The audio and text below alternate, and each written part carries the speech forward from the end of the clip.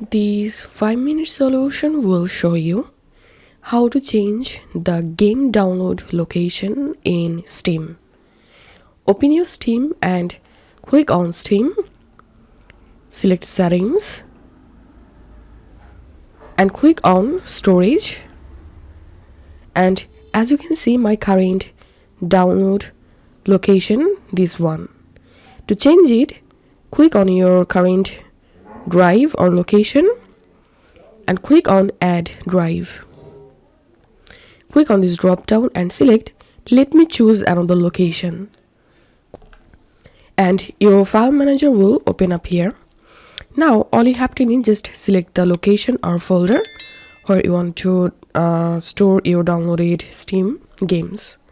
Click on select folder, click on add, and this is how we can do it.